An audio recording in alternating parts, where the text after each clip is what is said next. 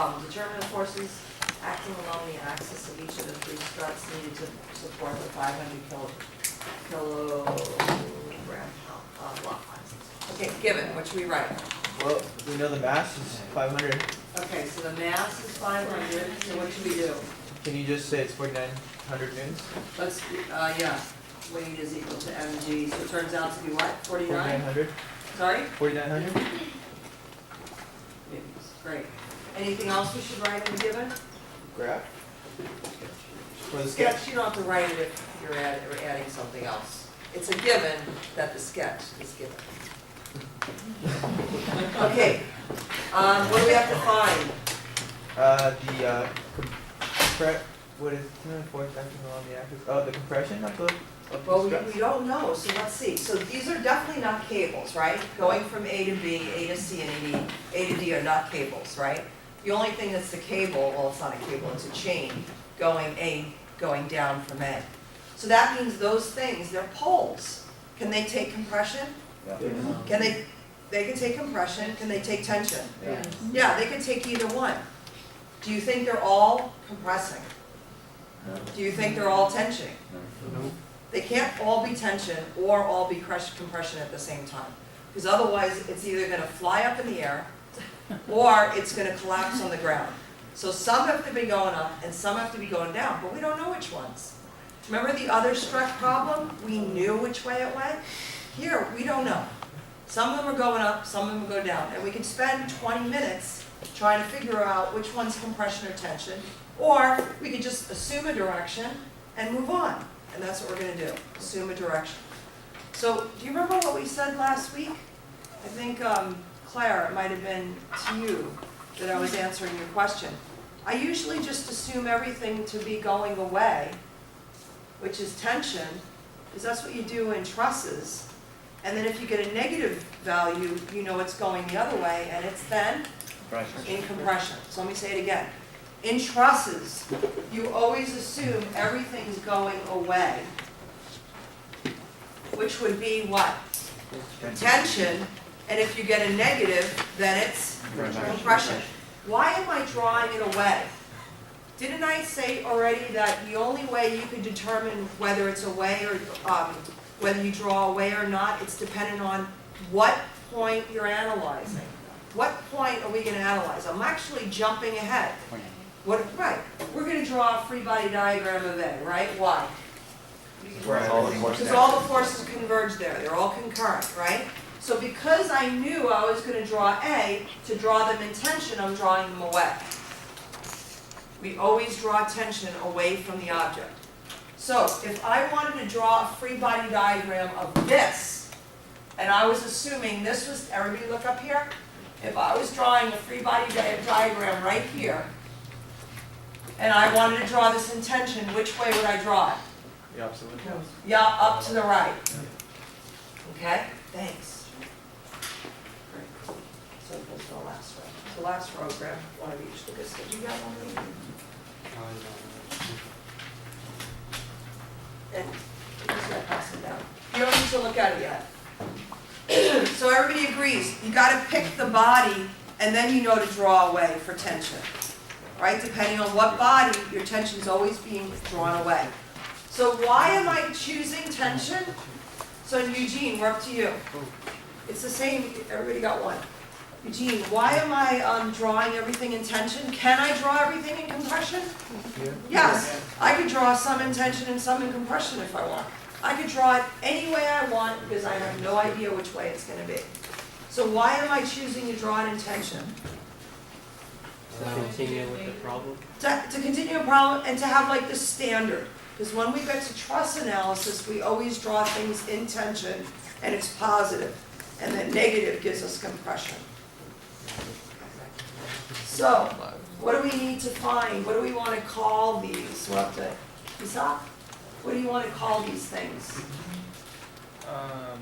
Tensions? Okay, and what subscript do you want to have? TAB, AB, good. TAC, Okay, TAD. TAD. Now, before you guys are probably writing all that down already. We don't really know whether it's tension or compression, right? right? So I probably shouldn't give it the value of T, because T always implies tension. Let's just call it the S for strut again. I called it F. Or we would call it F. Yeah. F is fine. Does everybody understand why I'm not putting a T? Even though I'm drawing them in tension, they're not necessarily tension forces. So I'm going to call them something weird, like F, which is not really weird. It's just unknown, it's not telling you much information. You could use an S, you could use an F. What did I use? Oh, I used S on the problem. Okay, so table now. We're up to Jose. Yes. Tell me the forces in the table. You have the weight of the block, Weight of the block, and we know both direction and magnitude. we know both. Do I need to put a subscript on that W? Why not? There's only one way. There's only one of them. No subscripts. Okay, what else, Jose? You know, S, A, B. AB, We don't know the magnitude okay, we don't know the magnitude for any of the S's, for any of them. but we know the direction. We know the directions. Any other forces? Not that I know of. No. How many unknowns? How many equations do we need? 3. How many bodies? One. Why only one? It's a 3D problem. And I can get 3 equations from a 3D problem, right? What are those 3 equations, Sam? Some of the forces in the X equals 0, some of the forces in the Y equals 0, some of the forces in the Z equals 0. Right. Okay, and what do you want to draw a free body diagram of? You already decided. Jason, here we go. Point A.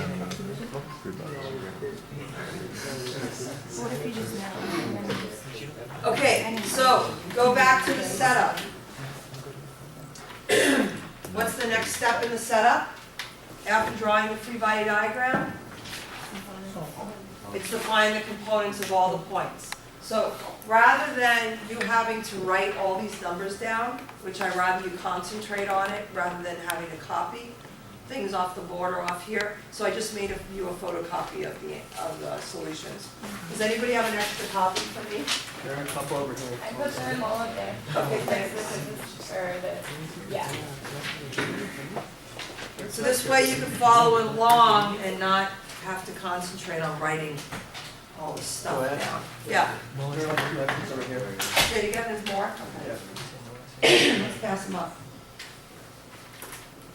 Remember that since when I'm teaching the class, since I'm writing directly on these sheets at the end of my class, somebody can have these sheets if they want to have them, okay? Okay, but in this case, we already have it all here. So let's take a look at the pictures, and let's just have more practice on 3D. Can you see both? Yeah. So we're looking at SAB. So first thing in the 3D problem, what do we have to look at? Axes, where are they putting the X, Y, and Z? Okay, so X is coming out to the left, Y is coming out to the right, and Z is going up. So what is the horizontal plane being represented by? X, Y, and what's Z represented? The elevation, the vertical coming up from the horizontal plane. Okay, so we're going from A to B. What's the distance we're going in the X? 3, sorry. So we're going from A to B. Here is the X. What's the distance from point A to B in the X? Is it at 1.25? Or is it nothing? It's nothing, right? So in the x-axis, A is over this line, over the y-axis, and Z is over that line. You gotta get practice in 3D, looking at it in 3D. So there is no x component. Okay, how about the y? Where's the y? Y is going this way. So it's going from A to B. -3. So I put down -3J. How about in the z? Going from A to B. -2.5. I put it over radical 3 squared plus 2.5 squared. In the end, I get this is being represented as SAB. And Chris, you notice here I wound up using a little vector form over it. Okay, okay, let's look at A to C, AC. So going from A to C, in the X, what are we going? -5. 0.75, positive. How much are we going in the Y? Going from here to C, here's the Y, I'm going -5. So probably half of you still need practice on this. Okay? If you want, you could go and draw the boxes, you know, and figure out, is it in the front, is the corner in the front corner, right? So like tests, are we expected to like draw 3-body diagrams for these? Yeah, It takes a lot- I a know, lot I know. longer. So I'm gonna take that into account when I make up the exams. Okay, you're gonna have to draw it in 3D, which means you gotta practice. Okay? Going from A to D, oh, sorry, we didn't finish it. So going from A to C and the Z is -2.5. So I wind up having this as SAC. And then going from A to D in the X, where's the X here? -1.25. And then in the Y, it's -5, and in the Z, it's -2.5. And here's my SAD.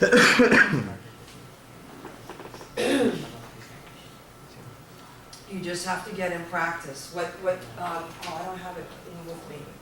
Is anybody in engineering 25 and have that parallel rule with you? Let me get it, let me go get it.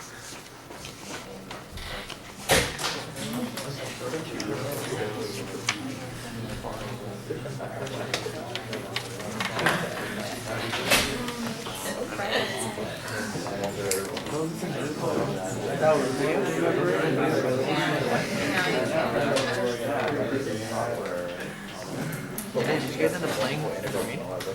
Yeah. Well, So for those of there was only 4 of us, so you, we just like pass the ball for a while and then you guys, played like. for those of you that are, you know, having a hard time seeing it still, you have to come up with strategies. So what you might want to do, I don't know if you've seen these, I think you use them in engineering 25. You do? No? Nope. It's really cool. Look, I draw a line here, it's parallel. Parallel, Oh. parallel, here, parallel. Really cool. It rolls? Oh, it's a roller. It's a roll. I don't know, but we'll figure that out. You want me to get the bookstore to order a bunch? Yeah. Yeah. Okay, so look at this. Here's my x-axis, right? Everybody look up here. Yeah. Okay, stop being excited about the pillow. Okay, look, here's my x-axis. I'm looking at here, and I'm thinking, oh shoot, the only distance that they're giving me is 0.75 and 1.25. So I know those are the distances in the x. Z's usually, the vertical one's usually easy to see. And then with the y, the distance that they're giving us in the y is the 2 and the 3. Okay?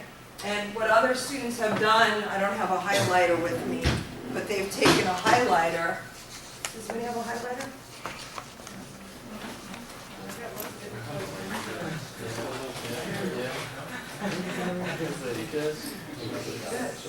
So they took a highlighter and they said, okay, green represents the x-axis, here are the distances in the x, and then here is the y-axis, and here are the distances in the y.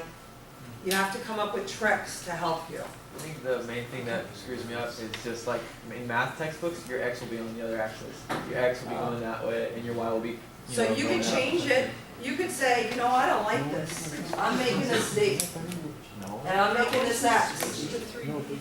You could totally change the axes to whatever way you want. You could switch it if you want. Yeah. Okay, so, you told me that the next step after drawing the free body diagram is finding the components.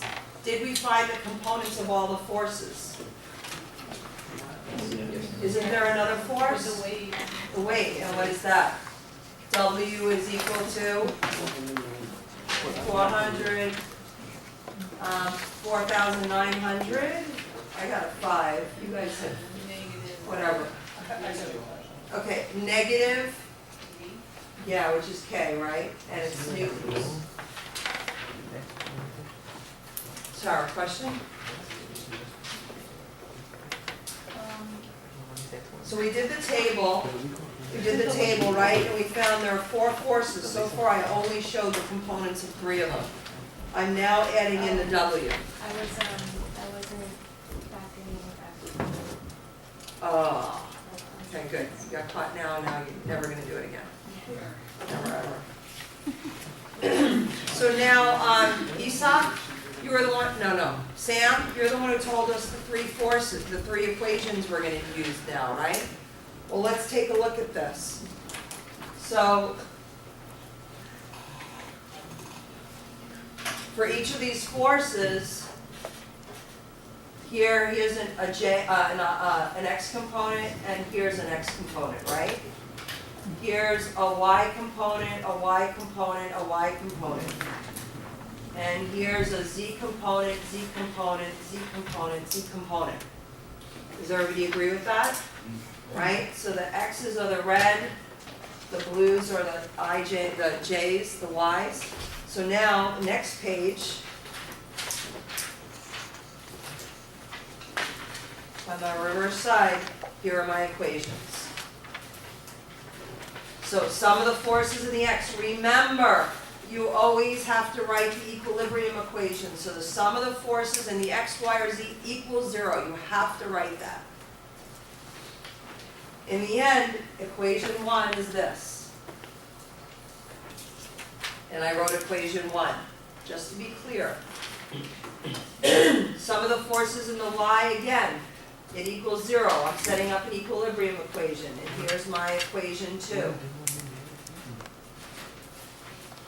Sum of the forces in the z, does it equal 4,900? No, it equals 0. But then, does everybody see this? Sum of the forces in the z. Here's the SABS component, SAC, SAD, and the weight. So I have to make sure that I have these. And then here's my equation. And now I set up a matrix. Tara Lynn, what does the first row of the matrix represent? Which equation? The x component. Yes, equation number 1. What does the second row represent? The y component. The y components and The z component. the z components. Or you could just say equation 1, 2, and 3. Was that your question? No, I'm scratching my head. Okay. And then what is this first? So Santiago, we're up to you. No, we came from the front, didn't we? Claire, what does this first column represents? The coefficients of what? Coefficients of x, y, and z for the SAD. Yes. A, B. What's the second one represent, Jabin? The coefficients of? Yeah, the next force, Okay. So everybody look up here for a minute. So what you do is you say 0 times this plus, because it's equation 1, 0 times this plus this times this plus this times this equals 0. For the third equation, this times this plus this times this plus this times this is equal to this. And in the end, these are the values that you get. So let's look at the picture. So, Santiago? The second parenthesis, is that where you input in the calculator A, B, C? So this represents matrix A, this is matrix B, and this is matrix C. And which one are you solving for? B. solving for B, so matrix B is gonna be equal to, I'm doing algebra, it's gonna be equal to matrix C divided by matrix A. But again, you don't have to set it up as a matrix, you could just set it up in your calculator with 3 equations, 3 unknowns. And then matrix B, you have to tell your calculator, in order to find matrix B, you have to do, and it's A to the negative times C. Yeah.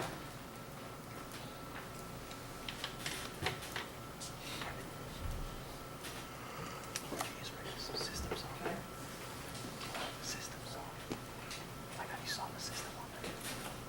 So Aaron, when we drew all the forces in the struts, did we draw them in tension or compression? Tension, How come? How could you tell? because the arrows are going away from the body. Right, they're all going away from the body. Did we get any positives here? Yes. SAC and SAD, so what does that mean that those two forces are, those struts are Those are experiencing? actually tension. They are experiencing tension. So they are indeed going away.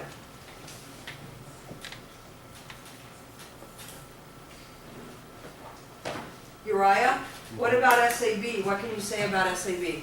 It's not in tension, It's not in tension, it's what? compression. It's in compression. So you had it drawn going this way, but it's actually, maybe it even makes sense to you now, that these two bars are holding up, pulling that way to hold up the weight. But this strut right here is pushing up to hold it so it doesn't go drop down.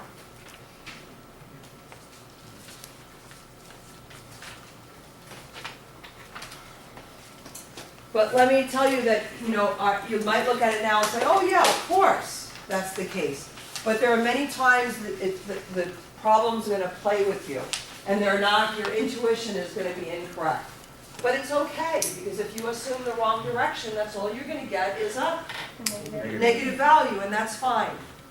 So what is my solution then? My solution is the free body diagram I drew showing the direction. So remember, I didn't draw my free body diagram, but they're all drawn away on my free body diagram, and then this shows negative. You don't go back and redraw it. Jose? Well, this one, didn't the question ask what was the force along the x-axis? It says, determine the force acting along the axis of each of the struts. So if this is a strut, if I want to know what the axis is along my arm, it's right down the center. Okay. It's in, those of you who took materials last semester, that's an axial loaded, right, tension and compression. The force is, the part is being loaded in the axial direction, along its major axis. Okay, I guess I misread that then. Okay. And then you just go back and read it again, right? For Alright. our final answer, you want us to write as during compression and tension? No, you do not. If it was a truss problem, and I did it on this, right? This was the complete solutions, except what's this problem missing? I say it's the complete solutions, but there's a huge thing missing. Free body. Free body diagram, Zippo, I would get like minus 10 points for that. Okay, you gotta have a free body diagram. So with the exception of the free body diagram missing, this is a complete answer. And you do not have to write this on the end. But when we get to trusses, you do. But they ask you. So that's all you have to do is you have your free body diagram showing the direction of the forces, and you show the values of this. And a negative magnitude, a negative value means it's the opposite direction of what you showed in the free body diagram. Carolyn? If it's a negative value, then all you would have to do is just have it, have the direction on your free body diagram pointing the opposite direction. No, you keep the free body diagram. These two guys go together. Your free body diagram showed it was going away, right? And then you got a negative value. So these two go together. So at me as the reader sees, oh, it was drawn away, but it's negative, so it must be going towards. And that's it. You don't redraw anything. Janae? So I know you said we don't have to write compression and tension, but can You we can. write like C and T? It's Sure. not. Okay. Yeah, you could write it. And it's good practice That's what I was when we get to trusses, which is far along. So I'm trying to introduce some topics ahead, like this truss thing, this tension and compression. It's not a truss, it's really more like a tripod, right? An off-kilter tripod. But it's kind of like we're learning a little about trusses. And then I introduce pulleys because they start giving you problems that have pulleys in it. Okay, so how did the homework go? We really need to end. But you looked at homework 4, right? And you did all the setups. So you did a little bit more setups today in class. You could go back and look at that and then finish the problem. We really have done statics problems now, where the sum of the forces are equal to 0. We're going to move on to the next topic, which is moments. Yeah. So let's set up, let's see if there's anything else here. So homework, nope, no more homeworks, you're done with homeworks for now. And workshops, nope, I'm not assigning any workshops today either, so I'm not assigning anything new. Do you feel that you need to, next Tuesday to get the homework 4 in, or could you still get it in on Thursday? I think I need Tuesday because I'm having trouble with the matrices, they're totally new, so I've done what I needed to do to get to here. Okay. But I don't think on the next couple of Okay. nights I can do the rest. Try to, Evan, you know how to use the calculator in doing, do you do systems of equations or do you do matrices? I do matrices. Okay, who does systems of who knows how to and does systems of equations on their calculator? Hand up. Daniel, I'm sorry? did you say you do systems No, of I equations? said I want to know how to do it on these. Okay, and Aaron, put your hand up high so people can see. So Aaron and Sarah both know. Who has done matrices on the calculator already?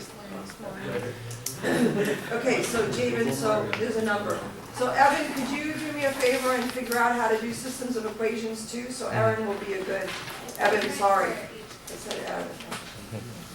Sorry. He'll be a good resource for you. Okay. I have my calculator from college and it has a program. My students and I wrote a program and so I don't know how to do it on either. Yeah. Rachel, you said something, Sarah said something. Well, it sounds like you've learned a lot on the calculator.